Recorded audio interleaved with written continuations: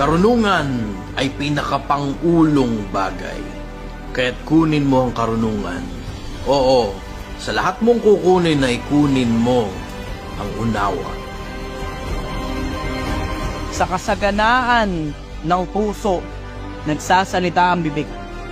At kung ano yung nakakapanagana sa puso, kung galit yung nakakapanagana sa puso, yun din ang makikita mo sa mga kilos nila. Pero kung pagmamahal yung nasa puso, yun din ang makikita mo sa kanila at yun din yung nagre-reflect sa anak nila.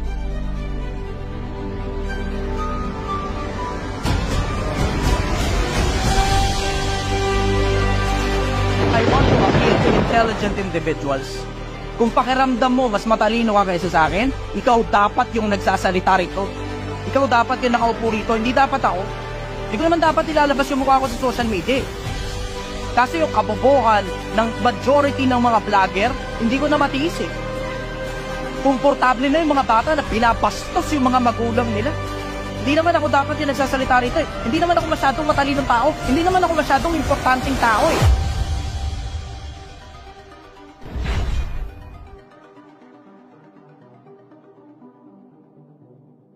Tayo. Yan. Mga gusto umakyat sa live, welcome kayo. Magre-request nga lang kayo na umakyat sa live dito. Yan, inulit ko na yung live sa kabila.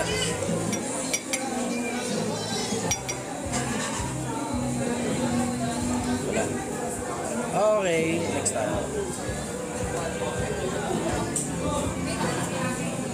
Wala kasi yan.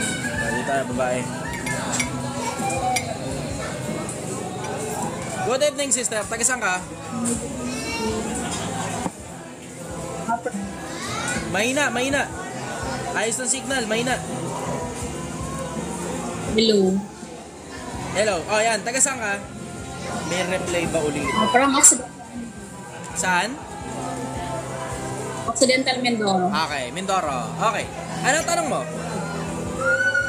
Hindi lang ako is kasi dati ako negosyante. Okay.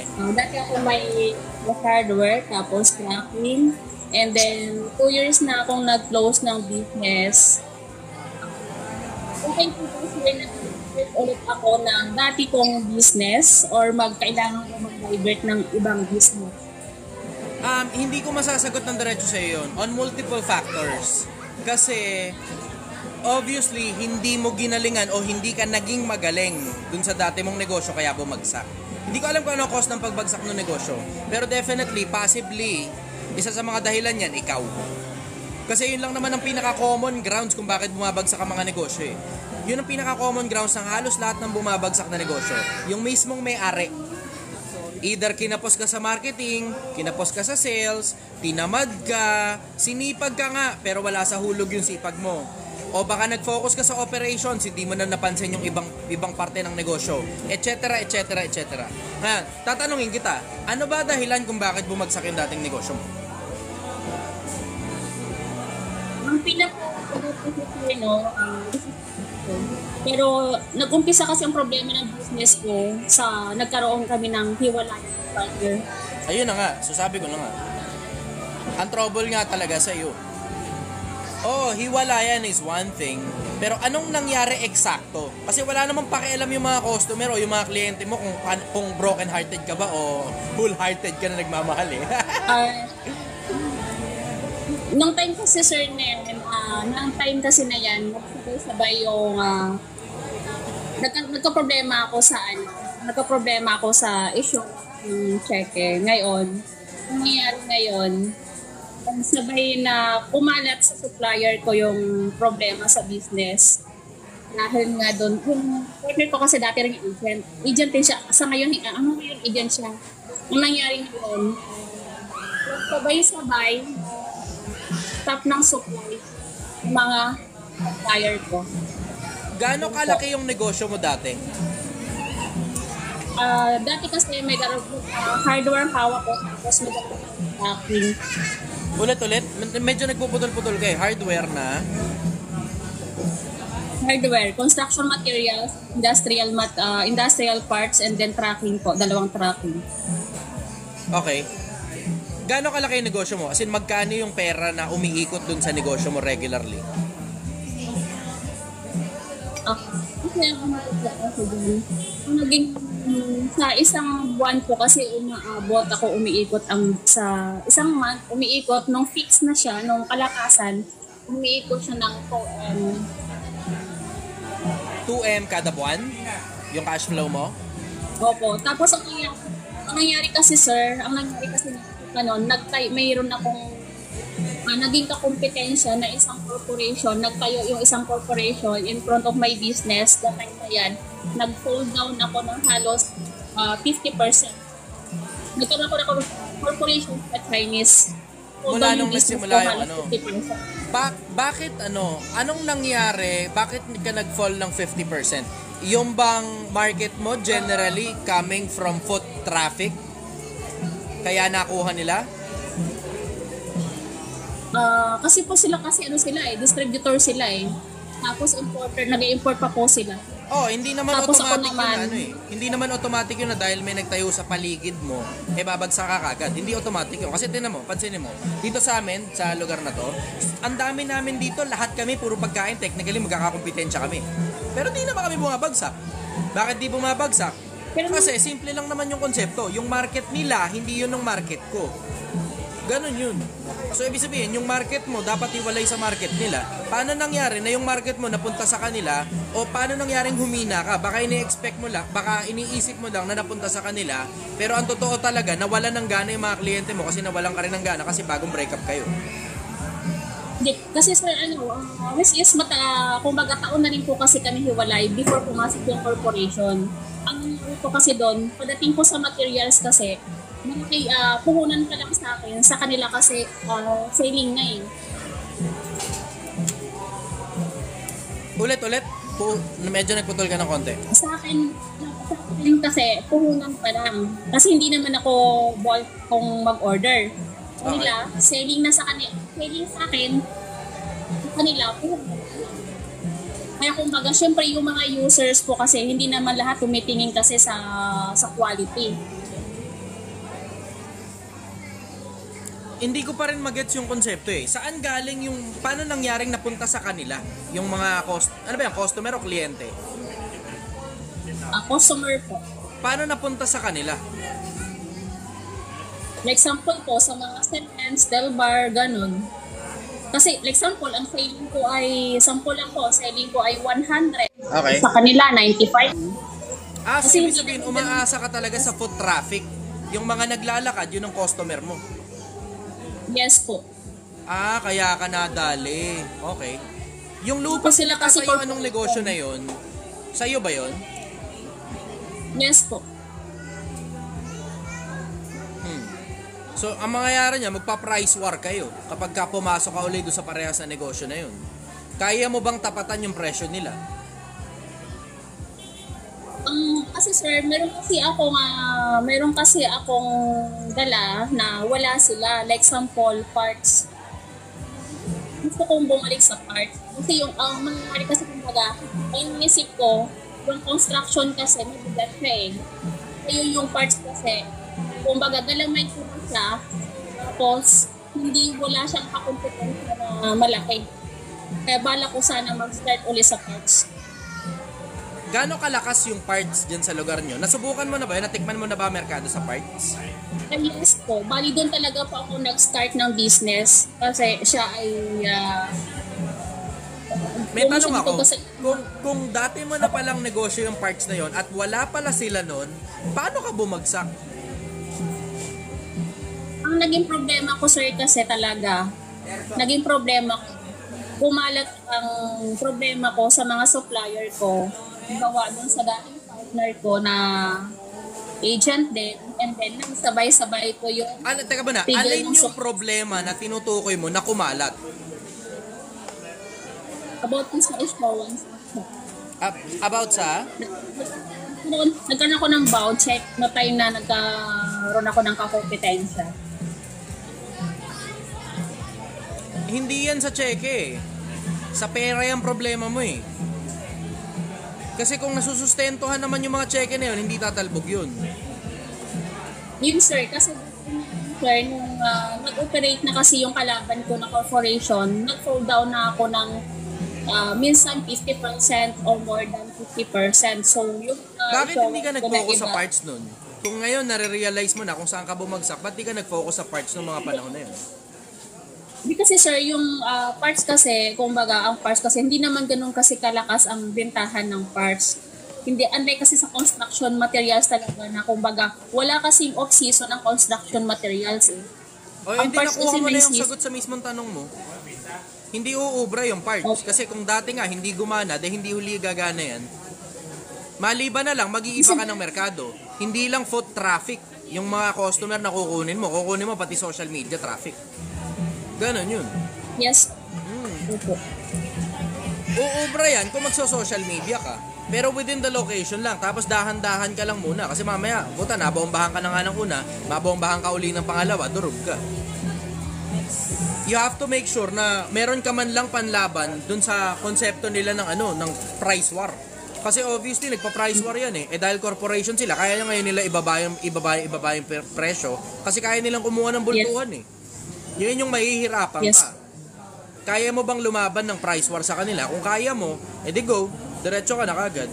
Pero kung hindi mo kaya lumaban ng price war sa kanila, siguro naman sobrang daming negosyo sa paligid na pwede mong simulan. Yes po. Sa ibang materials po, sir, kaya.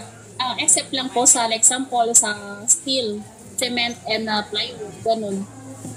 Di alam mo na, iwasan mo ngayon yung mga yun. Magkaroon ka lang ng ganun.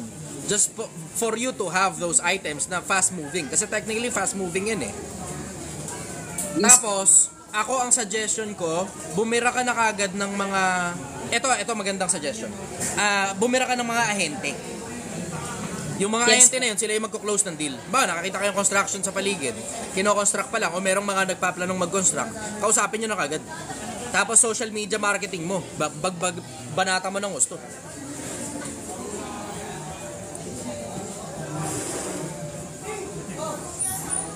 Nakuha mo? Yes, sir. Pero kung ang aasahan mo lang kasi, isipin mo, kung aasahan mo lang, foot traffic lang, yung mga naglalakad lang, matatalo ka talaga ng price war dun. Hindi talaga uubra. Bakit? Magkakaproblema ka eh. Hindi naman ganun ka-komplikado yung konsepto eh. Nagka-problema ka na dati sa price war ninyong dalawa, magkakaproblema ka ulit sa price war ninyong dalawa pag umasa ka sa parehas na market na inaasahan mo dati. So dapat may maiba sa sistema. Ikaw na ngayon bahala kung paano gagawin mo dyan pagdating sa marketing. Kasi it's a matter of marketing, sister eh. Tapos yung closing mo ng marketing, yun naman ngayon yung sales mo.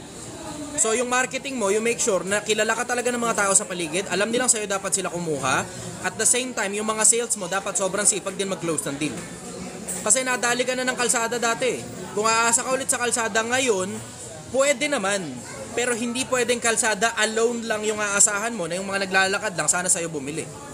Kailangan mo ng dagdag bukod dun. Kasi kung di mo napapansin ng mga tao ngayon, hindi na lumalabas. Kung aasahan mo lang yung kalsada lang, alam mong babagsak ka talaga. Kasi hindi lang naman yan sa konsepto na may kakompetensya ka eh. Hindi lang yan sa konseptong may kakompetensya ka sa gilid mo eh. Doon din yan sa konsepto na halos ayaw na ng mga tao lumabas sa panahon natin ngayon. So ano ngayon ang ibig sabihin? Dahil ayaw na nilang lumabas, alam mo nang bawas na kaagad talaga yung mga makakakita sa negosyo ninyong dalawa. Kayong dalawang kayong dalawang magkakompetensya. So maaaring hindi lang ang dahilan ng pagbagsak mo dahil sa kakompetensya mo, maaaring ang dahilan din ng pagbagsak mo dahil masyadong marami ng atensyon na pinupuntahan ng mga tao ngayon sa social media na halos ayaw na nilang lumabas. Make sense?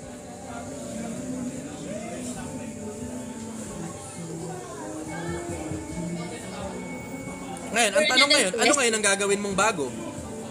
Yun ngayon yung i-figure out mo muna. Alamin mo muna kung anong gagawin mong bago. Kasi kung gagawin mo lang din yung katulad ng ginawa mo dati na siyang nakapagpabagsak din naman sa'yo, alam mo nang hindi uubra yun. Mag-aantay ka lang ng customer na nalalapit sa'yo para magtanong ng kung ano ang binibenta mo. Alam mong hindi gumagana yun. Bakit? Nasubukan mo na dati yun eh. Na-wash out ka lang ng kakompetensya mo. O ngayon, ano ngayon ang pwede mong gawin? Yun na ngayon ang dapat pag-isipan mo. Kung babalik ka pa dyan sa negosyo na yan. Kung hindi ka na babalik sa negosyo na yan, then, isip ka na ngayon ng ibang negosyo pwede mong simulan, tapos aralin mo na ng gusto. Pero dapat, barya-barya lang muna sa umpisa. Hindi ka pwedeng bumomba. Otherwise, nadali ka na nga ng unang beses, madadali ka pa ng pangalawa. Gets mo? Yes. Pero pwede mo Follow-up question, go. Sige, sulitin mo na. Dito ka na eh. Kasi naglalaro kasi yung utak ko.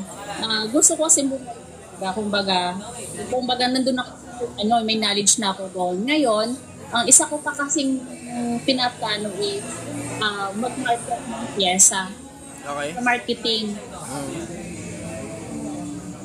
Parang, kumbaga, wala akong pwesto na re-rentahan, pero mag-market ko. Maka-direct na ako sa supplier ko. Pwede yun. Yun na nga yung sinasabi ko mismo na anong gagawin mong kakaiba kaysa sa dati mong ginawa na bumagsak ka nung ginawa mo yung mga bagay na ginawa mo dati. Gagana yan. Opo. Ngayon, ito suggestion Dati ko kasi, sa'yo. sir, Ito suggestion ko meron sa'yo. din kasi, Hindi mo pa nabibili yung pyesa, ibenta nyo na. Paano ibig ko Yes. sabihin na ganun? Simple, may supplier yan di ba? O ngayon, diretso ka na kagad Yes. sa supplier kapag may order na. Yun na ngayon yung magpapaikot ng negosyo mo. Mas okay yung ganun, tapos yung supplier mo na yung bahalang mag-deliver. Kung ano paano gagawin. Gets mo? yes po. Okay, yun na mismo yun. Ganun na mismo. Yun mismo yung ibig ko sabihin. O yun, alam mo na, uusad ka dun sa ganun kapag ka ang binenggahan mo, yung mga customer na kinlose nyo yung deal nang wala pa sa inyo yung mga pyesa, tapos i-deliver na lang sa kanila. Pero, you have to make sure na alam nila at naiintindihan nila na mas mura nga kayo. Pero may konting katagalan, mag-aantay lang sila ng konti. Kasi wala pa sa inyo yung item, kukunin nyo pa sa kung sino may supplier nyo. Gets mo? Yes po. Punta kami ngayon, boss. Sige, diretso lang kayo rito. Nandito kami sa Dome sa Viewpoint sa Angono Rizal. Sige, sister, follow-up question. Go. Thank you, sir. Ayun lang. Yan Thank you, ang at least meron kagandahan. na ako. Alam mo, yan ang kagandahan kapag alam mo na yung sistemang iniikutan mo. Dudugtungan mo na lang kung paano gagawin mo. Kapag ka kasi bumagsak ka sa isang negosyo na kabisado mo, ang ibig sabihin nun, hindi ka nakapag-adapt. Yun ang malamang na nangyari nun. Hindi ka nakapag-adapt o nagkaroon ng pagkakamali along the way. Yung mga pagkakamali, pwede mo na ngayong baguhin pagkatapos mong bumagsak. Kasi minsan kailangan mo munang mahimas-masan eh. Minsan you have that delusion, everything is going, wala mo na ngayon sister, nakalive ako yun. Everything is going fine and well until magkaroon ng problema. O tapos nagkaroon ng problema, hindi mo masyadong pinansin, dun pa lang sa konseptong bumabagsak na kayo, dapat pinansin mo na kagad dun eh. Dun pa lang sa konseptong bumabagsak na kayo, dapat pinansin mo na kagad dun. Ang nangyari, hindi mo pinansin yung problema na, oo, baka pinansin mo nga, pero kinapos yung mga bagay na ginawa mo para mapaahon ulit yung negosyo na yun. Ngayon may mga bagong ideas ka, pwede mong i-testing yung mga bagong ideas mo, pero dahan-dahan ka lang. Kasi hindi mo gusto yung mangyari, yung mabombahan ka na nga ng una, nabombahan ka pa ng pangalawa, putang ina, lagatok ngayon ang budget mo. Follow-up question. Ganun kasi, sir, yung if ma-open ko lang din, meron pa kasi kumbaga, padating kasi sa pyesa, meron pa kasi ako kumbaga, may mga stocks pa kasi ako kaya kumbaga iniisip ko, dun ulit ako mag-start. Oh, yun na mismo. Ayan na nga. I-dispatcha mo na lahat ng meron ka dyan. Para makapagsimula ka na kagad. Puta, pera na yan. Natutulog lang sa bahay mo eh. Pera na yan. Natutulog lang sa bahay mo eh. Paikutin mo na yan. Pakilusin mo na yan. Paganahin mo na yan. Thank you, sir. Thank you. At least, meron na akong isang nabuong desisyon. Thank you so much. Sige, galingan mo. Bye-bye. Thank you, bye. Okay, dito naman tayo sa kabila. Baka magtampo naman kayo eh. Tampong kulangot.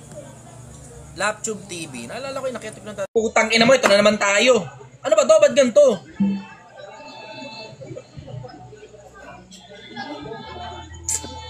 Anyari.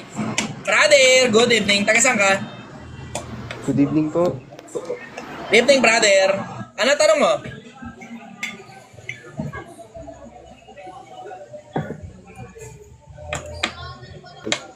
Kuya Jess, Huwag mong i-mute, brother. Nawawala ka. Huwag mong i-mute. ayan po. Low. Yan. Okay na. Go. Yan. Huwag mong i-mute. Ayan. Ayan. Sige, mute mo pa. Nasa notepad po kasi yung tanong ko eh. Okay, sige. Mukhang ginawa mo yung assignment ng isang araw Sige, opo. So, Okay. ito po. So, why do bad things happen to good people po? Dun sa premise pa lang na yun, mali na agad yun eh. Yung mismong tanong, mali. Hindi assurance na pag mabuting tao ka, may mangyayari sa'yong masama. Hindi assurance yun. Hindi rin naman assurance na pag mabuting tao ka, may mangyayari din sa'yong mabuti. Tignan mo, why do bad things happen to good people? Pwede mo rin naman ibalik ta rin yun, di ba? Why do good things happen to bad people? Pwede mo rin naman balik ta rin pa yun. Why do bad things happen to bad people? pwede mo rin baliktarin pa yun. Why do good things happen to good people? Diba? Hindi assurance na kapag mabuting tao ka, masama ka agad yung nangyayari sa'yo. Hindi assurance yung ano. Yung mismong premise pa lang, may problema eh. Yun yung pinag-uusapan namin kanina nung isa rito sa mga nagtanong ng live, na yung konsepto na karma. So kung hindi daw pala totoo na may mangyayari sa yung masama pag masama ang ginagawa mo, hindi rin totoo yung blessing. Bakit? Yung konsepto ng blessing, sabi niya, parang may mangyayari sa yung mabuti, parang something to that effect. Sabi ko, tama naman. Hindi naman automatic yun na dahil gumawa ka lang ng mabuti, mag-bless ka kagad. Hindi automatic yun. Hindi rin naman automatic na dahil gumawa ka ng masama, may masama kagad mangyayari sa'yo. Hindi automatic yun, brother. Yan ang sagot ko. Follow-up question, brother. Meron pa po. Bakit po ganun? Ang hirap po magbasa kapag may nababasa kang unfamiliar words. Lalo na kapag may mahaba ka, kailangan mo pa i-research or i-translate pa sa Tagalog para maintindihan. Kasi nakakawala ng flow. Tulad po ng Biblia. Paano po ba yung resolbahan? Kasi gusto ko rin po magbasa eh. Yun na mismo yun, nasagot mo na. Ang sabi mo, pag merong mga salitang hindi mo maintindihan, kailangan mo pang umanap ng parang dictionary, ganun. Tapos, nakakawala ng flow. Totoo naman, nakakawala talaga ng flow. Ang tawag doon, momentum, nasisira momentum mo. Na imbis binabasa mo ng tuloy-tuloy, ang nangyayari tuloy, kukuha ka pa ngayon kailangan dictionary kasi merong isang salita ron, naipit ka ron sa salita, hindi mo maintindihan. Ngayon, wala ka magagawa. Ganun talaga yun. Kailangan mong palawakin yung vocabulary mo para pag nakasalunga mo ulit, yung parehas na salita, sa susunod na pagbabasa mo, alam mo na ngayon kung ano ibig sabihin. Vocabulary yan, brother eh. Yung problema mo, problema ng vocabulary. Huwag ka mag-alala, hindi ka naman nag-iisa, ganyan din naman lahat ng nagbasa ng Biblia in the past. Kahit ako, ganyan din ako dati. Kakaproblema ako sa vocabulary ng Biblia. Bawa, yung mangingisda, mamamalakaya. Sabi ko, ano yung mamamalakaya? Mga panahon na nagbabasa pa ako ng Biblia, hindi ko talaga alam kung ano yung mamamalakaya. Alam mo, wala akong dictionary, wala akong means eh, kasi bata pa ako noon eh. Siyempre, wala akong choice kundi magtanong. O tapos kakatanong. Inaabot ako ng katagal-tagal bago lang maintindihan yung salitang mamamalakaya. Katagal-tagal na inaabot ko para lang maintindihan ko yun. Nandun kasi yan, dun sa mga magtsatsaga. Yung mga hindi magtsatsaga, wala talaga kayo mapapala. Yung mga magtsatsaga, sila yung matututo. O, tinan mo, hindi mo naman masasabing hindi ako natuto eh, diba? Yun na mismo yun. Kasi nagtsaga ako. Yun mismo yung konsepto. Gets mo? Po. So, last question po kasi marami pa po akong tanong eh. Next time na lang po itatanong. Isa-isa na natin yan. Bakit hindi yung matanong mo eh? Sige po. Para po sa inyo, regardless po sa religion or spiritual. Paano kaya to? Ako naman ang may tanong, sandali lang, mabilis lang to. Paano ba to binabalik dun sa malaki yung mukha ko tapos maliit lang dito sa may bandang gilid yung ano?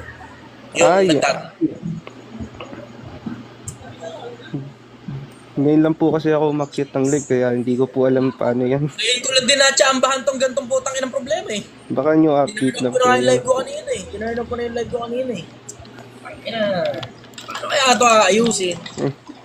Anyway, sige, tuloy mo na yung tanong mo. May sasagot naman siguro ng tanong ko dyan. Mamaya-maya konti lang. Ito po. So, regardless po sa religion, para po sa inyo, what happens after we die po? Hindi ko alam, brother. Hindi ko alam. Diretso, hindi ko talaga alam.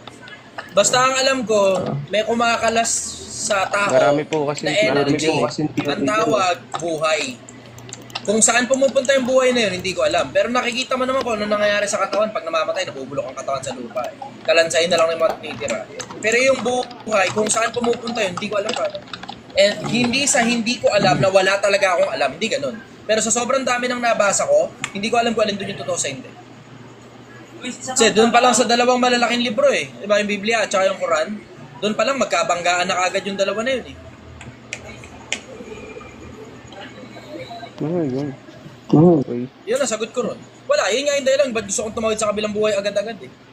Para makita ko na kagad kung anong nangyayari doon sa kabila eh. Ayun. Paano kaya ito? Ako tuloy nagkaroon ng problema ngayon. Hindi ko alam kung paano inaayos ito. Paano kaya ito? Gusto ko yung ako lang mag-isa tapos isang maliit lang dito yung kausap ko. So, dalawa lang naman lagi nag-uusap dito. Anak ng patola talaga. Oh. Bali ginawang Anyways, group follow-up video. question, brother. Ito po, last na po to. Tapos gagawa pa po ako ng question. Sa next time. Yun, putang ina mo. Ay, Yun naman di po pala. eh. Kala ko na ayos ko na. Last question po. Oh, sige, About go. po sa babae, bakit po sila napaka-emotional? Siguro ginawa sila ng Diyos na gano'n. Kasi halos lahat ng babae gano'n eh. Yun lang naman ang maisasagot mo dun eh. Halos lahat ng babae gano'n. So malamang ginawa sila ng Diyos na gano'n. Pwede mo rin tanongin bakit kaya halos lahat ng lalaki may pantog na napupuno? Bakit kaya halos lahat ng babae nagkaka-menstruation? Parang something to that effect yun eh. Pero parang nakita ko na kung paano yung problema eh. May settings nga rin. Pindot-pindot ko. Pindot lang ako rito eh. Sige, follow-up question, brother. Wala na po, Kuya Chester. Maraming salamat. Kinakabahan po ako. Di po ako makapag... Relax ka lang. Oh, pero tingnan mo, nakita mo, diba? Sinulat mo yung tanong mo, ngayon nakakapagtanong ka na maayos. Ito mo. Ay, Kuya Chester, tuwing gabi po, pinagdadasalan ko po kayo. Ay, salamat, brother. Pagdasal lang, wag niyo akong pagdadasalan. Magkaiba yun. Ay, ano? Pag pinagdadasalan niyo. Hinihiling ko po kayo sa Diyos po, sana kunin po kayo dyan sa langit na huwag po kayong Ganyan yung gusto ko mga dasal. Yun lang po Sana kunin ka na kagad, gano'n. Hindi. Sana kunin ka na ng Lord. Yung mga gusto kong dasal. Ayoko na sana kumaba pa yung buhay mo. Okay na ako rito eh. Okay na, ayos na, solve na ako rito eh. Okay na, nakuha ko na lahat ng gusto ko eh. Kasi yung... Bored na ako rito, diretsang bored na ako rito. Naboboringan na ako rito sa buhay na to. Wala na masyadong adventure sa akin dito sa buhay na to eh. Parang hindi naman lahat ng bagay na testing ko na gano'n. Pero at the very minimal, yung mga bagay na gusto kong mangyari sa buhay ko, nakuha ko na eh. Nakuha ko na yung mga bagay na gusto kong mangyari sa buhay ko eh. So, yun po yung sabi ng tito ko eh. Kapag mayaman na po kayo, tapos kinuha niyo na po lahat, parang wala na pong silbi. Mabuhay. boring na. Totoo yun. Seryoso, legit. Totoo talaga yun. Yun po yung Hindi ko yun kinakatakot na-expect na ko. Yung napanood ko po yung last video live niyo po. Meron po kayong ano ba yun? Existential crisis po ba yun? Existential crisis. Yun.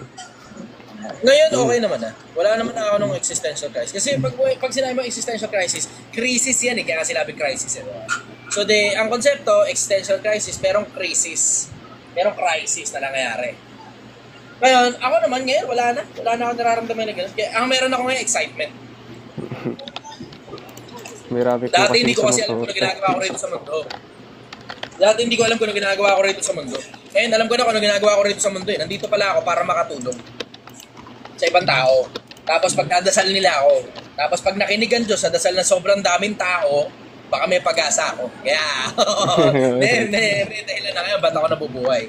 Hindi na ngayon parang alatsamba na katulad dati. Dati kasi alatsamba lang. Walang, gumawa ng pera, gano'n. Gawa ng pera. Ayan, ang putang ina mo! Naayos ko na! Yeah! Research. Yeah, sige na. May natutunan akong bago. Naayos ko na yung problema. Wow. Dito.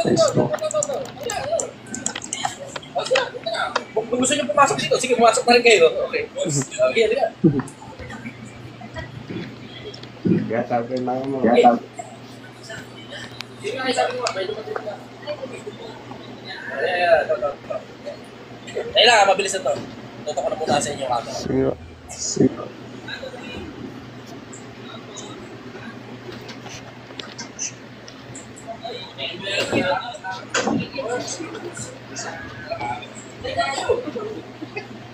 Ingat kayo ha. Good night. Okay, sige. Alright. Okay sa alright. Okay, baba ka na uli. Ano ang next question mo? Go. Meron ka ba? Yun lang po, Kuya Chester. Maraming salamat po. Okay, thank you very much. Sige, next na kagad tayo. Next. Lerma. Ito, babae muna. Teka lang, sumanaan dyan. Pwede na kayong pumila rito. Lerma, good evening. Puta, ang haba ng pila rito sa kabila. Dito. Dito sa kabila, tatlo lang. Lerma. Pagka mawala si Lerma.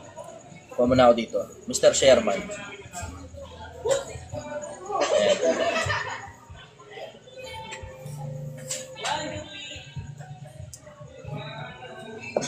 Mr. Sherman, dali. Wala, okay, next na. Demon King. Magandang gabi, Ayan, si Chester. Muntikan ka na. Teka, baba ko muna sa Demon King. Demon King, kahit ka lang ulit mamaya. Brother, good evening. Taga saan ka? Taga QC. NCT. Okay, ano tanong mo? Ang tanong ko, natagpuan mo na ba yung tunay na religion? Aha! Magandang tanong yan. Hindi ko alam. Mas madali siyang sagutin ng hindi ko alam eh. Gusto mo, Mas madali siyang sagutin ng hindi ko alam eh. Kasi ito kasi problema eh. Tingnan mo, ito ang problema eh. Lahat ng tao, lahat ng theist na naniniwala sa religion, kapag tinanong mo sila, nakita mo na ba yung totoong religion? Ang sagot nila, oo. Tapos tanong mo sa kanila, ano yung totoong religion? May isasagot sila. Ano yun? Yun yung kinabibilangan nila. Yun ngayon yung bias nila. Automatic yun. Ano totoo? Katoliko. Ano totoo? Iglesia ni Cristo. Ano totoo? Born again. Ano totoo? Islam. Ano totoo? Blah blah. Diretso kagad yung sagot nila. Without considering the surrounding circumstances, surrounding factors, sa sobrang daming religion sa buong mundo. Sa buong mundo, di lang sa Pilipinas, sobrang daming religion sa buong mundo. What made you sure 100% na sigurado ka na talagang yan na talaga yun? Nang hindi mo man lang naikumpara yan sa ibang mga religion in existence sa panahon natin ngayon. Kasi in case hindi nyo alam, napakasaling sabihin nung unang panahon na itong religion natin sa Diyos. Kasi wala pa masyadong daming kakompetensya eh. Pero ngayon, tingnan mo, ang dami. Ang dami. Isipin mo, sa Kristyanismo lang, under Christianism, po, kaya mo, sobrang dami. Libo. Sa Islam, 2. Mahigit. Marami-rami rin sa Islam eh. May Shia, may Sunni, at saka meron pang mga iba pang mga parang maliliit na mga extremist group sa may bandang Middle East. Tignan mo, ang dami. yes. Ang dami. Hindi ko alam, yun lang sagot ko sa'yo. Hindi ko alam. Meron akong sarili kong paniniwala. Ito problema ko. Yung paniniwala ko, ibinabangga ko sa paniniwala ng iba at kung sakali mong yung paniwala mo mas malinaw kaysa sa paniwala ko, then, yun ngayon yung pipiliin ko. Tapos pag meron ulit mas malinaw, lipat ulit doon. Pag mas malinaw, lipat ulit doon. Ganun ang sistema ko. Maganda yan. Gusto mo bang malaman yung tunay na religion? Kasi according to the survey, 49, correct me if I'm wrong, 40,000, isa lang yung bayan ng Diyos. And according to the scripture, there is a city of God. Do you believe in that? Nakasulat naman sa Biblia yun, oo. So, kung nakasulat sa Biblia, syempre alam mo kung ano yung pinag-iisang bayan ng Diyos at saan ito lilitaw. Hindi. Nakasulat yun sa Jerusalem. Ang sabi, magbuhat sa Jerusalem eh. Tama yun, magbuhat sa Jerusalem. Sabi sa Mateo 21:43, alis sa inyo ang kaharian ng Diyos at ibibigay sa isang bansang nagkakabuha. Totoo naman. Oo. Kaya nga, magbuhat nga sa Jerusalem. Saan ngayon nilagay? Sa Jerusalem. Aalisin, ililipat sa bansang magkakabunga. Ito ngayon ang problema mo, propesya yun. Ano ngayon ang ibig sabihin? Magkakatotoo in the future. Ano ngayon ang ibig sabihin nun? Pwedeng kahit sino mag-claim yan. Ano ngayon ang ibig sabihin nun? Putang ina, problema ngayon yan. Bakit? Kasi sa sobrang daming nag-claim yan, brother, sa loob ng 2,000 taon, ano ngayon ang assurance na sila yun? Yes, 2,000 taon nang nakasulat yan dyan, brother. Dahan-dahan, 2,000 taon nakasulat na yan dyan. Dahan-dahan, ang dami na naligaw dyan. Isipin mo, ang Sabadista, kinlaim nila yan. Ang Iglesia ni Cristo, kinlaim nila yan. Ang Dating Daan, kinlaim nila yan. Halos lahat ng religious organization, brother, kinlaim nila yan as soon as mabasa nila yan eh. So ngayon, ito ngayon ang problema. Tama ka dun, agree ako Ito dun. ngayon ang problema. Ano ngayon ang assurance na ikaw yan? O yung sinasamahan mong grupo yan? According to the scripture, sola scriptura. Ang sabi kasi, di ba, sa Lucas 21:15 yata yun. Brother, ganito na lang. Ganito na lang. Ang programa ko kasi nakatutok dun sa konsepto ng tanungan at ako yung tatanungin para makapagbigay tayo ng informasyon sa mga tao. Pag ang mangyayari, mababaliktad yung programa at ikaw ngayon ang mangangaral, dapat gumawa ka ng page mo tapos dun mo ako imbitahan. Gawa ka ng page mo tapos dun mo ako imbitahin. Yun ang pwede. Libre lang naman ako eh. May pila ka lang. Okay lang ba mag-guest ka sa live ko? Pwede naman. Pipila ka nga lang. Mahaba-haba ang pila. Hindi lahat napapagbigyan. Hindi, babypass na natin. Ay, hindi ganun ang proseso ko, brother. Di ganun ang proseso ko. Kailangan mong i-consider na unang-una importante ang oras ko. Tinan mo Yes, yung I dami know, ng I know. nanonood sa akin. Di ba? Kumpara sa content alam na mo, nanonood sa'yo. alam. Kailangan mo i-consider yun, brother. Hindi ka pwedeng arroganteng pupunta sa programa ko. Hindi, babypass na natin. Ako, pumunta ka sa programa ko. Pumunta ka rito kung kailan ko gusto, wala kang magagawa, Chester. Hindi pwedeng ganun, arrogante. Hindi, ano. So, siyempre, igagalang pa rin natin yung decision mo, yung oras mo. Ikaw pa rin naman susunod. But, I want a commitment. Brother, hindi mo yata kilala kung sino kausap mo. I know. Siya pala, sige, magpapakilala na ako, no? Ako si Totoy Bibo. Tingnan mo, tanong natin sa audience, kilala nyo ba siya, audience? Yung totoo, diretsahan lang, kilala nyo ba siya? Siya nga pala, para makilala tingnan niyo mo ako, yung meron ano. ako. Tignan mo yung comment. Meron ako Kita mo? website. Yun yung ibig ko totoybibo.com. sabihin. So, hindi, kung gusto mo, welcome ka, punta ka dito. Yun pwede, entertaining kita. Wala naman akong choice pumunta ka rito Tignan mo yung audience. Hindi, kaya lang. Kung hindi ka nila kilala. Sabi mo kasi, Ito kasi it's yung your problema, question and brother. answer. Ito problema. And it's your life. Yung programa ko kasi, nakatutok ito para sa mga kapwa-taong may mga gustong itanong sa akin. Hindi ito pa nakatutok para sa programa mo na gusto mong mangaral sa programa ko, hindi uubra yung brother. I know. Although, alam ko naman ang sagot at alam ko yung bayan ng Diyos, i-share ko sana. Then, because it's your decision, I respect. Salamat, na-appreciate ko naman yung respeto mo. Yes, if you want to know me, I am Totoy Bibo. Meron ako website, totoybibo.com. Yan. Ngayon, isa nga pala akong MCGI, active. At nakita ko yung guesting mo sa Holy TV. And maraming akong dapat na ituro, no?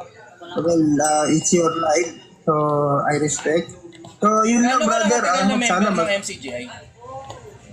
Since 2016 until now. Nauna pala ako sa'yo, 2006 ako At ang masasabi ko, kung makapasyal kayo sa totoybibo.com, ako lang naman yung mga kaaway na lahat at iniiyakan nila. Oo, kasi ayaw nila akong makausap. So, yun lang, Salamat, brother. Chester, salamat sa pagpapaakyat at enjoy the life. Sana mag-guest ka sa pagka libre ka. Pagka nakita mo akong may problema Okay, ako sige. ngayon. Wala akong Facebook. Kagagawa ko lang ulit ng bagong Facebook account. So, trouble kung ko matatandaan mo, sige, ipipm na lang kita dito sa TikTok. TikTok And na lang. I hope sana makapasyal ka doon sa website ko. Tignan natin, brother. Sige, Totoy tignan Bibo. natin. Hindi ako makakapag-commit. Sige. Tignan natin. Ayan. Salamat at paki-follow si itong bago niyang account kay Chichester. Marami kayong matutunan pero it's much better na yung conversation. Kaya lang siyempre live niya to, we have to respect. And I know, actually alam ko na yung tanong, alam ko na yung sagot. But we have to respect. Well, salamat. Maraming salamat sa mga viewers, no? More power kay Chichester. Salamat, brother. Salamat. Bye-bye. Okay. In case hindi nyo alam, napakarami ko pong religious organization na pinasok.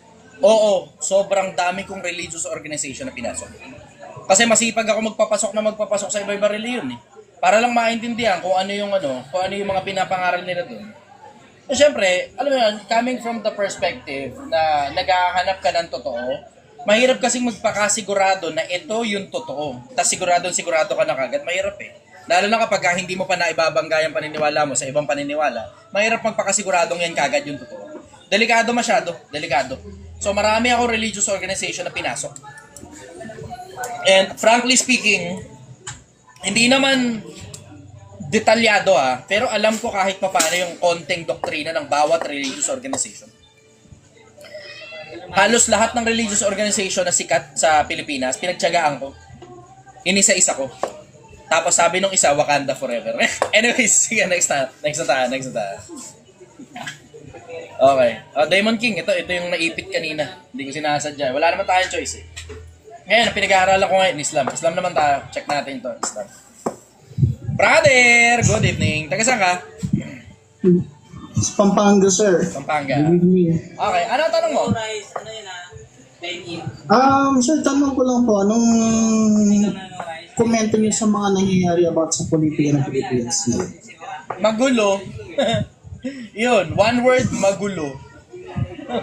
Ang dami sakit ng ulo eh. Especially mga tulad yung nangyari kay dating Presidente Duterte. Tapos ngayon parang naglipa na naman yung mga tawag dito, mga addict sa ating lipunan. Ang totoo, hindi ko... Sige lang. Dali, picture daw muna.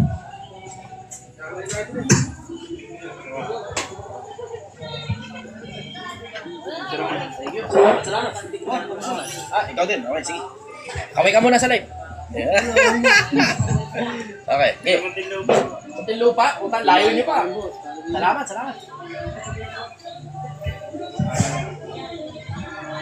Thank you very much. Salamat sa pagbisita. Ingat kayo ha. Dahan-dahan kayo. Balik kayo ulit ha. Thank you ha. Okay, going back sa pinag-uusapan natin. Politics is politics. Yung nangyayari ngayon, mataas ang emosyon ng mga tao, bla bla.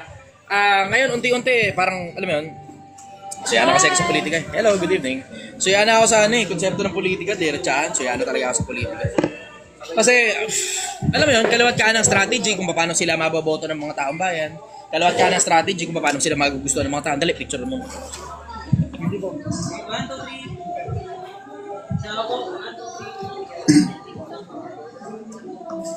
Okay. Thank you. Salamat. Okay, going back sa pinag-usapan natin. Here's my 2 cents.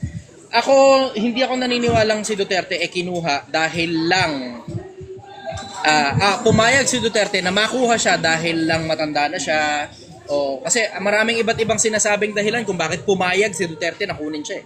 Kasi meron siyang option na pumalag eh. In case hindi nyo alam, puta napakaraming tao sumusuporta dyan, isang patawag lang, haharang ang taong bayan dyan. In case hindi ninyo alam, tinan mo, kahit nga sa mga kamusliman sa Mindanao, papayag ba yung mga yan? Diba? Puta, kung alimbawa, loyalista ako na Duterte, putang ina nyo. Ako una nyo yung presidente ko, putang ina patayan tao, wala akong pakialam sa inyo. Kinang ina nyo, patayin nyo muna ako over my dead body.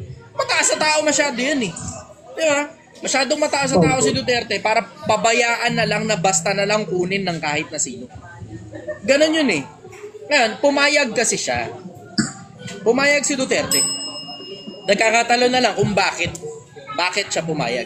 Kung di nyo napansin, ang hiling niya lang, bigyan nyo lang ako konting oras para i-lecture ko kayo.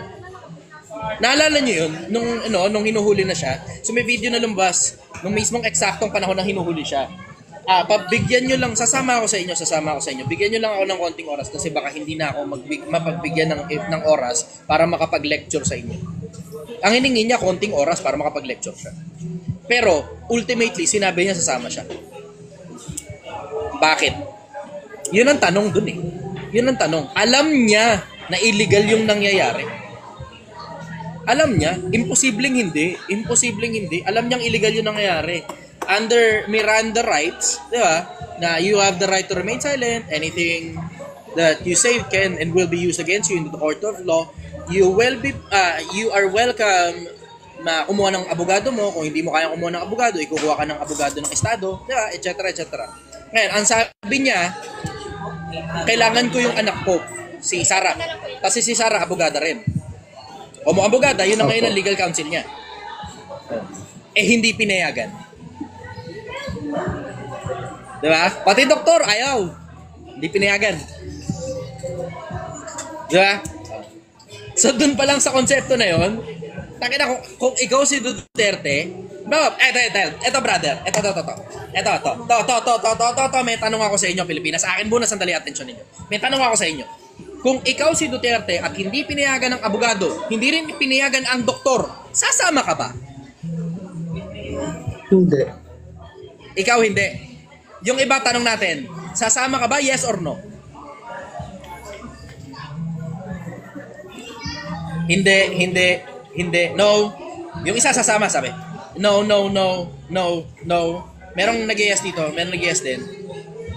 Hindi, yung isa yes. Okay. So, greater majority nag-no. Greater majority, hindi, ang sagot. ang isang matalinong abogado, alam mo ang karapatan mo at alam mo rin kung paano tatapusin ang isang kaso. Ang pinakamabilis na paraan para tapusin ang isang kaso based on my opinion at hindi naman ako abogado, pag nakita mong mali yung nangyayari at paraan ng paghuli sa'yo, sumama ka na. Sumama ka na. Bakit? Matatapos na kaagad yung kaso. Ano yan eh? Ang tawag nila dyan, fruit of a poisonous tree. Fruit of a poisonous tree. Ay, tala. Picture. Ay, thank you, boss.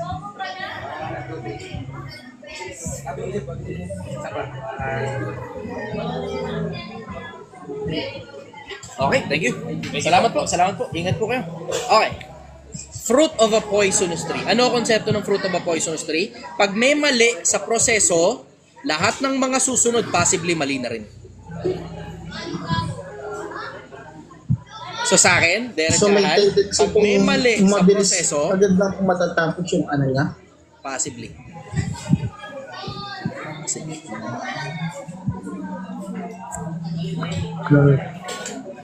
Tamo, wala masyadong nag-iisip ng ganyan. Wala masyadong nag-iisip ng ganyan. Wala masyadong nag-iisip ng ganyan. Ang daling tapusin ng kaso kapag mali ka agad yung proseso. Sa bagay, syempre, pag ordinaryong taong bayan ka nga naman, busy ka nga naman sa ilaw, tubig, renta, paano kikita pa, paano palalaki pera mo. Busy ka sa ganun eh. Understood. Hindi mo na talaga mapapagtuunan ng oras yung konsepto ng legal, yung konsepto ng spiritual, at napakaraming iba't iba pang mga bagay na sobrang importante. Hindi lang sa'yo personal, kundi pati sa lipunan. Wala masyadong nag-iisip ng ganyan. Caught on camera. Tangina, caught on camera. Ang sabi, gusto kong pumunta dito si Sarah. Siya yung aking magiging legal counsel. Abogado eh, di ba? Ang sabi ni Tore, hindi po papayagan na makapasok. Ano? Hindi nyo papayagan? Hindi po papayagang makapasok. Sige, sasama na ako. Woohoo!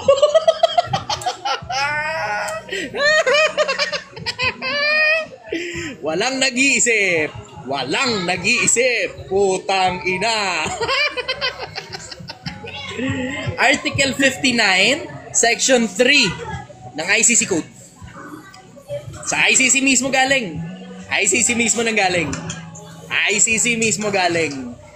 Ang proseso ng ICC ng paghuli ng tao galing dun sa bansa kung saan man sila pumunta para hulihin yung kung sino man, at ginamit nila yung ginamit nila kasi Interpol. Tapos ginamit nila PNP. Ang gobyerno naman, si Bongbong, pumayag kasi hindi na makikilos ang PNP, ganyan kalaking tao. Dating presidente, hulihin mo, ganun na lang. PNP lang basta nagdesisyon sa sarili nila. Hindi pwede. Hindi pwede. So may approval ng may approval ng presidente. Pero ang proseso ng ICC, kailangan dumaan muna sa korte ng mismong bansa kung saan siya huhulihin bago ngayon makalabas ng bansa. Hindi nasunod yun, minadali. Fruit of a poisonous tree. Parang may napanood din akong video ganun kanina sa Sir Chester. Parang yung si Bongbong Marcos mismo yung nag-utos. Oh, siya talaga mag-uutos. Hindi kasi pwede na basta mo na lang hulihin ang kahit na sino under criminal charges, tapos PNP pakikilusin mo, tas ganyang kalaking tao nang walang approval ng presidente. Bakit? Magiging national problem yan, ano ka? Magiging pambansang problema yan. Ayun, ganun kasimple konsepto, pumayag yung presidente. Pero hindi lang naman, in case hindi nyo alam hindi makakapasok ang ICC sa isang bansa kahit miyembro pa niya yung bansa na yon kung walang approval ng mismong bansa. Ang katibayan, hindi lang naman si Duterte ang may warrant of arrest sa ICC. In case hindi ninyo alam, hindi lang si Duterte ang may warrant of arrest sa ICC. may warrant of arrest din sa ICC si Netanyahu, na presidente ng Israel, at saka meron ding warrant of arrest si Vladimir Putin, na presidente naman ng Russia. Pero tignan mo, yun sa atin lang ang nahuli. Diba? So alam mo na, politika talaga yan. Alam mo politika yan. Alam mong politika yan. Alam mong politika yan. Ngayon, ikaw si Duterte, alam mo, hindi mo papapasubaliin, putang ina. That person is an outstanding politics strategy magician. Tangina, ako na lang nag-invento ng salita na yun. Strategician. Ang galing eh, no? Tingnan mo, isipin mo nga naman, kapag ka hindi ka pumayag na mahuli ka at may namatay, kasalanan mo ngayon. Ba? Ganyan yan eh. Diba? Oh. Pero pag pumayag ka na mahuli ka under circumstances na mali yung pagkakahuli mo, malaki ngayon ang porsyento na ma-dismiss na ngayong kaso internationally, malaki pa ang porsyento na yung anak mo maboto bilang presidente. Tamo, tangina. Walang nakaisip. Walang masyadong nag-iisip, walang masyadong tumitingin, walang masyadong tumitimbang ng mga behind the scenes. Ang nakikita nyo lang face value. Di nyo nakita behind the scenes. Bakit? Tangina, isipin mo pag nagkaroon ng public outcry. Kung magkaroon halimbawa ng EDSA revolution, ano ngayon ang mangyayari? Walang choice ang gobyerno. Siyempre, automatic na agad yan. Martial law, baka yun na nasa isip ng Marcos. Martial law. Eto problema mo. Kahit pa mag-martial law, pag hindi ka na gusto ng taong bayan, wala kang choice kundi bumaba dyan. Pag hindi ka na gusto ng taong bayan, kahit magdeklara ka pa ng martial law, wala kang choice kundi bumaba dyan. Wala kang choice. Diba?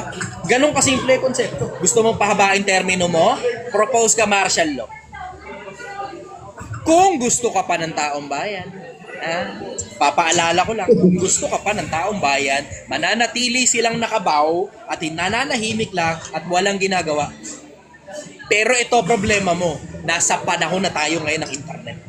Patay. Isang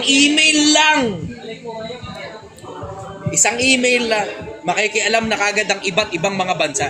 Isang tutok lang ng camera, makikialam na kagad ang iba't ibang mga bansa. Dahil sa kapangyarihan ng internet. Mas mahirap na ang politika ngayon kaysa dati. Dati pwede pa eh. Pag hindi nakatutok ang mainstream media dyan, at patay mali siya lang ang mainstream media dahil lahat halos ng mga presidente na pinamunuan nila ng dahas ang bansa nila, kinukuha nila mainstream media. Bakit? When you control the information, you control the facts. When you control the information, you control the facts. Ano ibig sabihin? Ikaw na ngayon ang makakapaghabi ng kahit anong gusto mong sabihin sa taong bayan pag kontrolado mo ang mainstream media. Dati, eto problema, ang mainstream media natin ngayon, sa panahon ngayon, nasa internet na. At lahat ng tao may access dyan. Yun ang problema ngayon. Kahit sino, kayang maglabas ng kahit anong video na natutukan lang ng camera nila. Kahit sino, kayang maglabas ng kahit na anong video na natutukan lang ng camera nila. Hindi na gaya dati ngayon ang labanan ng politika. Dati ang labanan ng politika napakadali. As long as you control the media, you control the facts. As long as you control the media, you control the demographics of the narrative in a specific country. Hindi na ganun kadali ngayon. Hindi na ganun kadali. Ito problema ngayon. Ito ngayon ang problema. Nadapa ata ang Marcos. Hindi ko alam kung sinasadya o hindi.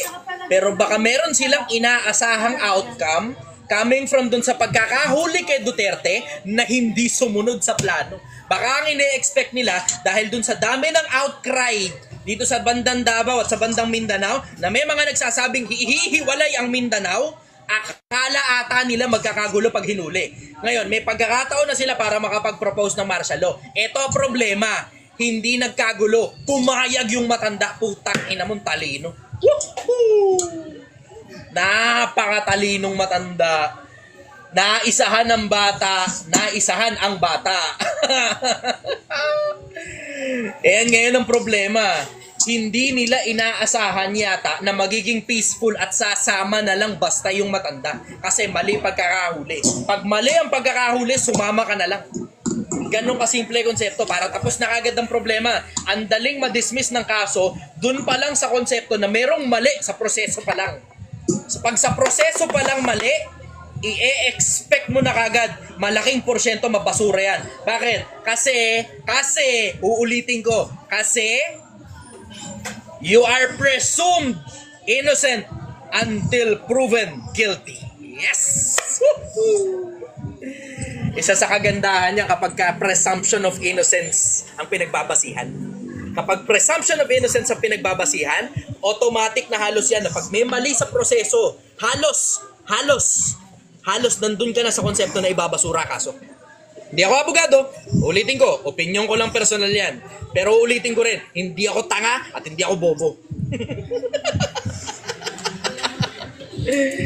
Hindi ganun kakomplikado ang buhay, Pilipinas. Lalo na kapag matalino ka.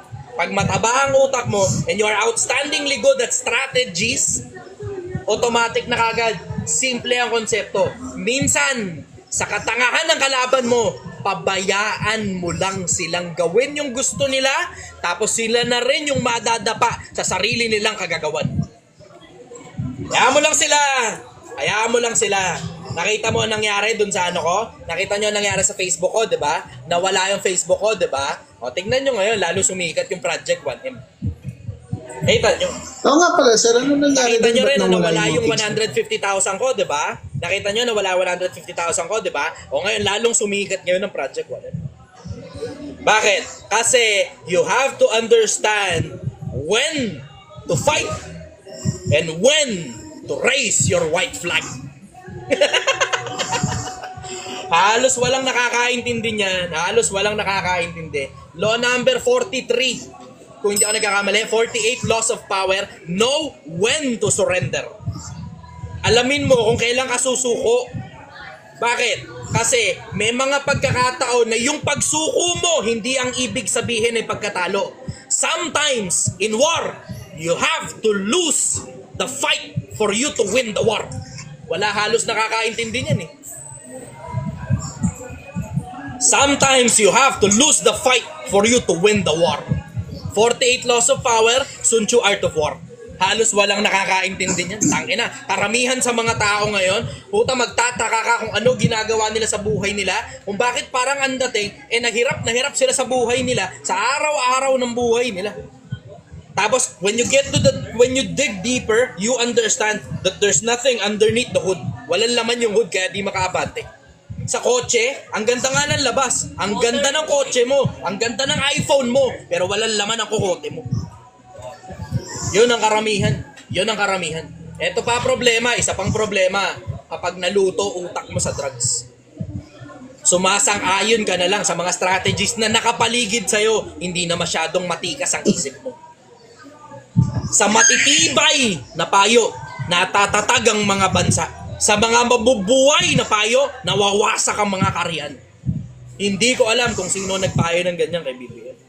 Pero obviously, ayan na ngayon ang possible na simula ng pagbagsak niya. Ang may sabi, no other than Attorney Salvador Panelo. No other than Attorney Salvador Panelo. Yan ngayon na nakikita ko. Wala masyadong nakakapansin niya na nakikita nyo face value. Kawawa nga naman yung matanda. Yun na nakikita nyo. Kawawa yung matanda. Ako ang nakikita ko, merong isang hindi birong talinong matanda na kinuha nila at alam na nung matanda na yun na mamamatay na rin lang naman siya at may sakit siya at may problema. Might as well die for a good cause. Might as well die for a good cause. Ano good cause? Hindi ko alam. Maaring dahil sa politika, o dahil sa pamilya niya, o dahil sa bansa. It doesn't matter na.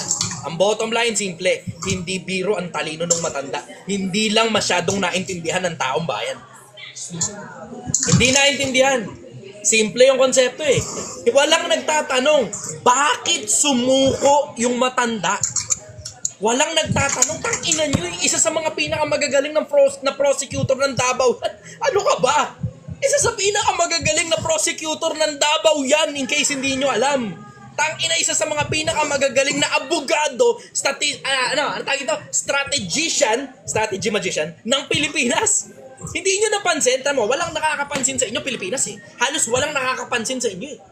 Nakakapagtangang halos walang nakakapansin. Hindi nyo napansin, paanong bigla na lang all of a sudden coming from an unknown place, kasi yung Davao kasi, in case hindi nyo alam, yung mga ordinaryong taong bayan dito sa Metro Manila, hindi naman kilala ang Davao eh. Ano ba na hindi kilala ang Davao? Alam lang nila pangalan ng Davao. Alam nila pangalan ng Davao. Pero kung ano yung kalakaran sa Davao, durian, ganun, pero other than that, wala na masyadong alam ang karamihang Pilipino dyan eh. Pero tingnan mo, ngayon, ang alam ng mga Pilipino tungkol sa Davao, durian at Duterte. Paano nangyari? Paano nangyari? Walang nakapansin. Paano naupo si Duterte nang halos wala man lang banner, nang halos wala man lang print ads, nang halos wala man lang commercial sa TV? Paano nangyari? Paano all of a sudden, biglang kilala na siya ng halos lahat ng Pilipino sa buong Pilipinas at sa ibang bansa? Hindi ganyan ang pagkakilala ng mga Pilipino sa ibang mga politiko. Hindi ganyan ang pagkakilala ng mga Pilipino sa ibang mga politiko na ngayon biglang all of a sudden, balik tayo sa panahon bago pa maluklok si Presidente Duterte dati. Putang ina, halos walang nakakakilala sa kanya, biglang all of a sudden lahat ng tao, landslide, gusto na kagad yung matanda. Tamo? Tama. Paano nangyari? Walang nakakapansin. Paano, naalala nyo pa ba yung panahon, paano nyo nakilala si Duterte? Naalala nyo pa yung panahon na yun? Hindi yan dahil sa debate. Oo, may mga debate. Pero alam nyo naman, bago pa yung mga debate sa TV, alam nyo, kilala nyo na siya bago pa siya sumalang. Dahil yung debate na yun, yan yung mga panahon pa lang na nangangampanya na sila. Nangangampanya na. Pero long before, bago pa mangampanya, kilala nyo na si Duterte. At alam nyong taga Davao siya. Paano nangyari? Paano nangyaring biglang all of a sudden kilala na ng buong Pilipinas itong isang mayor na taga Davao na minsang panahong walang nakakakilala sa kanya sa mga taga Metro Manila? Paano nangyari? Tamo, hindi nyo nare-realize eh. Walang masyadong nag-iisip na hindi biro ang taba ng utak ng matanda para bigla na lang from being a mayor, gusto na siya ng buong Pilipinas. Tangina, walang nag-iisip. Walang nag-iisip. Tangina, paano nangyari yun? Sige, paliwanag nyo nga sa akin. Paano nangyari na hindi kilala si Duterte sa Davao, biglang all of a sudden, kilala na siya ng lahat ng mga Pilipino sa buong mundo. When I say hindi kilala, hindi ibig sabihin sa Davao. Oo, alam na ng mga taong taga Davao yan. Kilala talaga siya roon. Kilala din siya sa buong Mindanao. Wala tayong pag-uusap doon. Pero dito sa Metro Manila at sa ibang parte ng Pilipinas, hindi siya kilala. Pero bigla na lang, all of a sudden, biglang gusto na kagad siya ng taong bayan. Tapos, bigla na lang din, landslide sa kanya ang boto ng halos lahat ng tao sa Pilipinas at sa ibang bansa. Wala halos nag-iisip eh. Wala halos nakakapansin. Walang nakakapansin, walang masyadong nag-iisip, lahat ng tao bulag. Bulag. Nakilala nyo. Pero paano nyo nakilala? Mababalikan nyo pa ba? Wala na rin nakakaalala kung paano nangyari. Wala na. Naalala mo pa ba, brother, paano mo nakilala si Duterte? Yung pagkakalala ko po, nung yun po, nagkakampanya na sila sa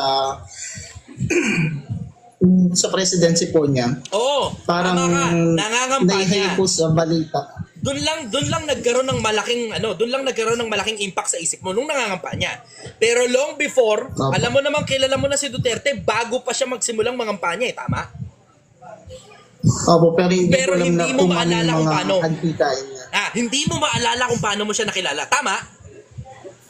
Opo. Tangina. Yan mismo eksakto sinasabi ko.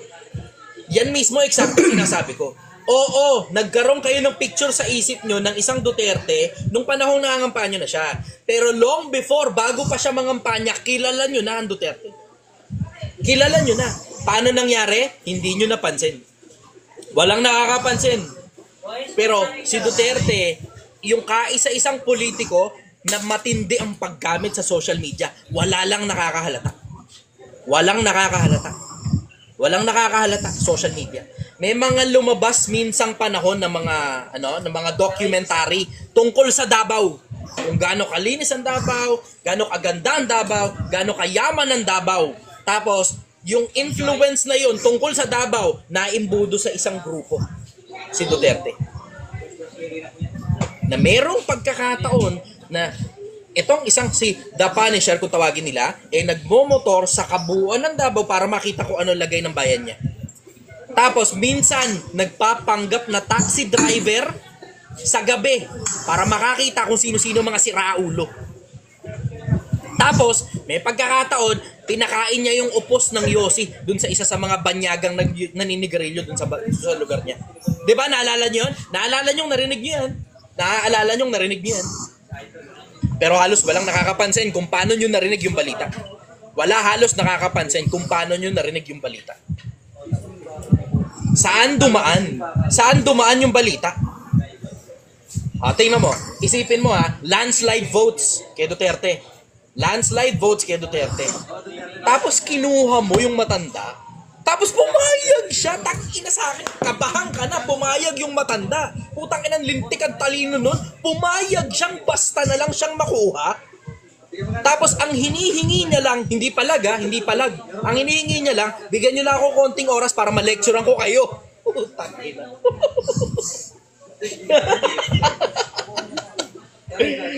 Tangina, walang nag-iisip. Tangina.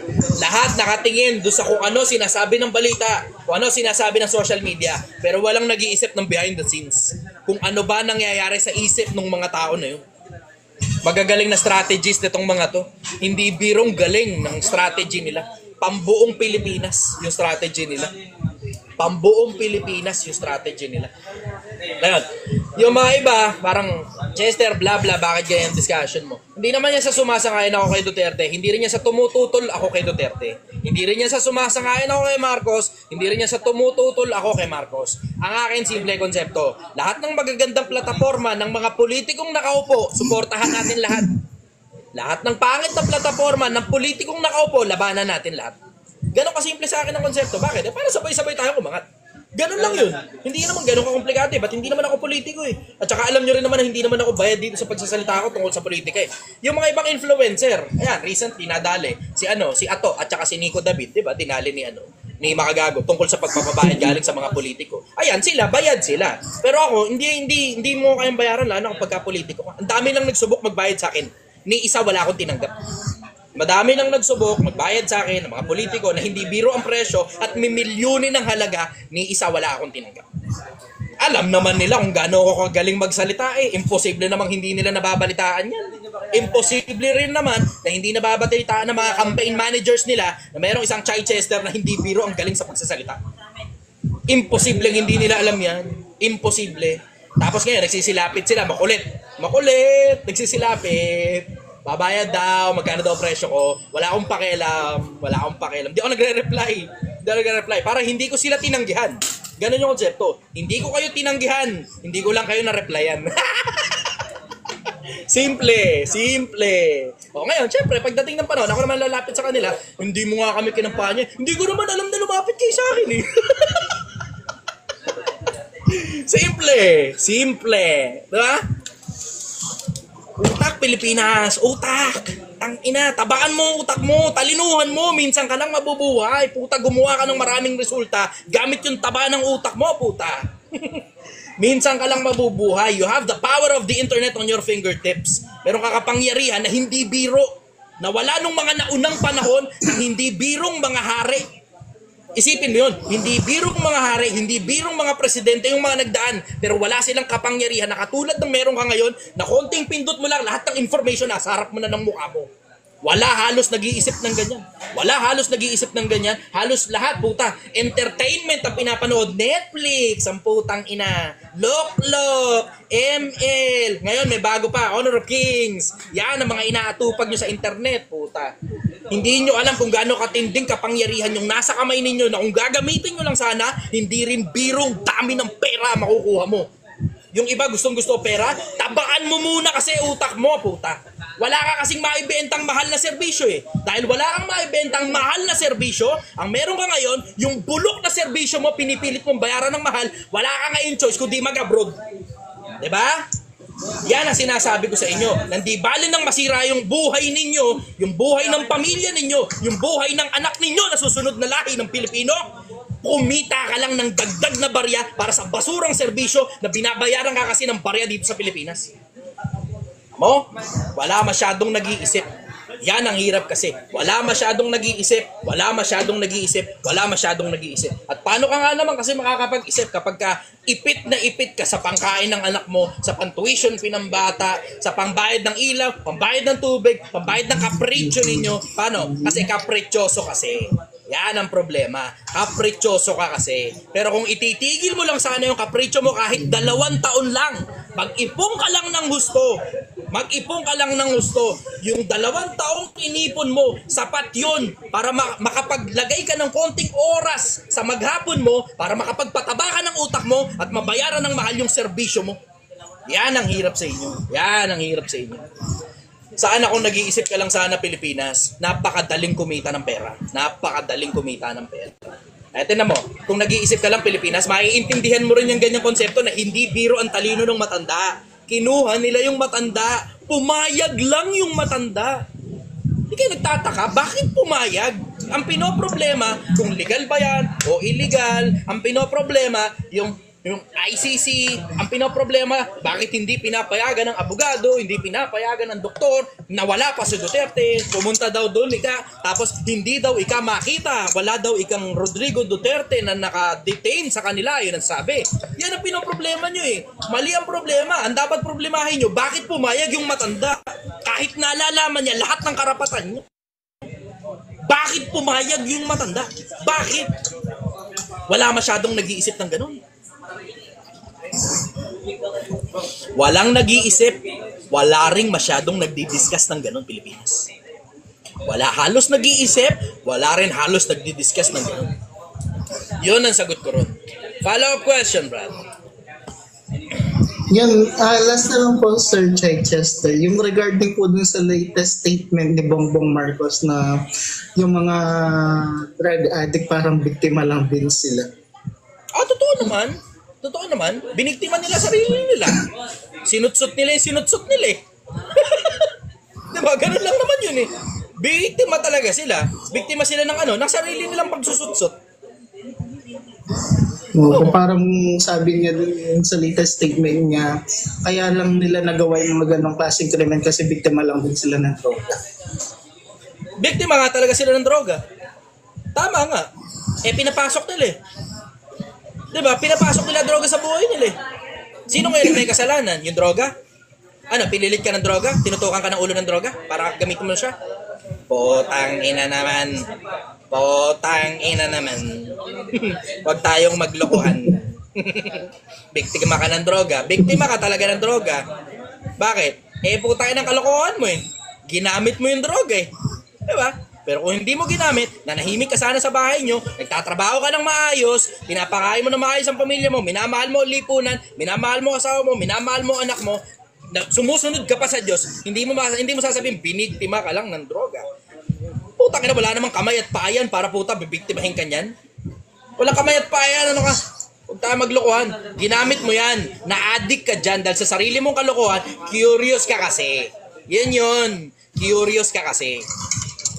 Diba? Bakit? Gano'ng karami ba sa Pilipinas yung mga gumagamit ng droga na hindi naman na-addict dyan? Diba? Wala lang kayong alam sa medical field. Wala lang kayong alam sa medical field. Pero ang pinaka-bottom line yan, simple, inabuso mo kasi. Abusado ka kasi. Ganun lang naman yun. Tingnan mo, bakit bawal ang marijuana? Hindi rin naman ma-justify nila yung bakit bawal ang marijuana, diba? O bakit? Kasi nga abusado nga kasi mga tao. Kaya ipinagbawal niya kasi abusado ang mga tao. Ganun na lang.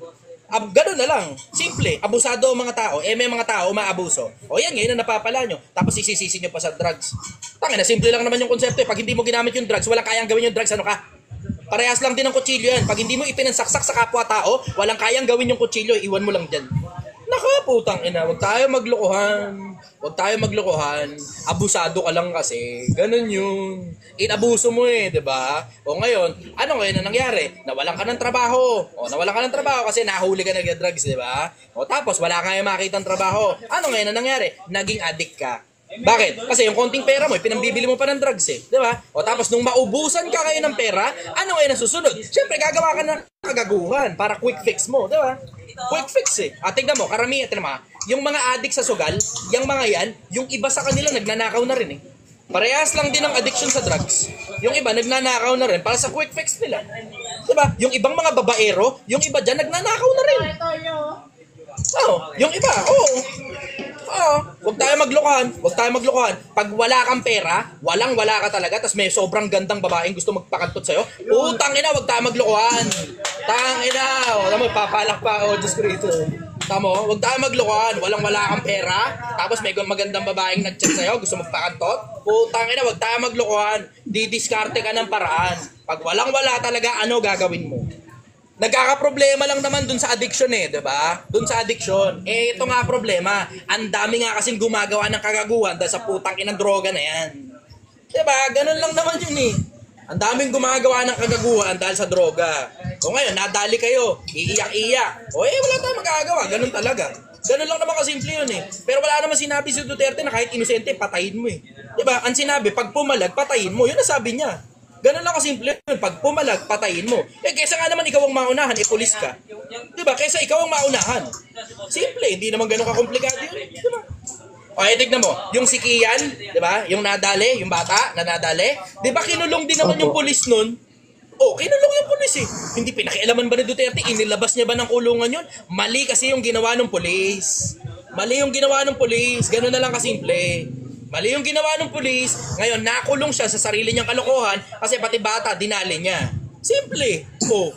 Pero, ganun lang mga basic yun eh, diba? Pero, huta. Pinag-uusapan natin yung dami ng namatay sa drug war. Bakit hindi natin pinag-uusapan yung dami ng biniktima ng mga adik? Ba't hindi pinag-uusapan yan? Tangina, ba't hindi pinag-uusapan yung dami ng biniktima ng mga adik? Ba't parang ang importanteng buhay lang, yung buhay lang ng mga adik? Ba't yung buhay ng mga inosente na tinarantado ng mga adik, ba't hindi natin pinag-uusapan? Puta, anong kagaguhan yan? Ano yan? Nagtulukan tayo? Pitik bulag tayo? Ang importante lang buhay ng kriminal? Hindi importante buhay ng inosente? Putang ina naman. Tangina naman. Ulitin ko, tangina naman. Ina. Napakatitindi naman ang mga logic ninyo. Importante ang buhay ng kriminal, pero ang buhay ng inosente na tinarantado ng kriminal, wala kaming pakialam dyan, puki ng ina nyo. Tangina, ganyan ba logic? Ganyan ang logic? Tangina, huwag tayong maglokohan. Anyways, follow-up question, brother. Yan lang po, Sir Chai. Maraming salamat po. Okay, magandang gabi sa inyo, Pilipinas. Mahal na mahal kita. Hindi mo kailangan ibigay yung pera mo sa kung sino mang po ng Poncio Pilato na sinasabing payayamanin ka niya. Walang ganon. Ang totoo, ikaw na hinihingan nila ng barya ang dahilan kung bakit sila yumayaman. Huwag kayong Pilipinas para maniwala na pag mas buka, pag mas wala kang natapos, mas malayo mararating mo sa buhay. Kaya mga p***inang nagsasabi, diskarte na lang daw, huwag na daw ikaw kumuha ng diploma ng mga social media influencer. Pa!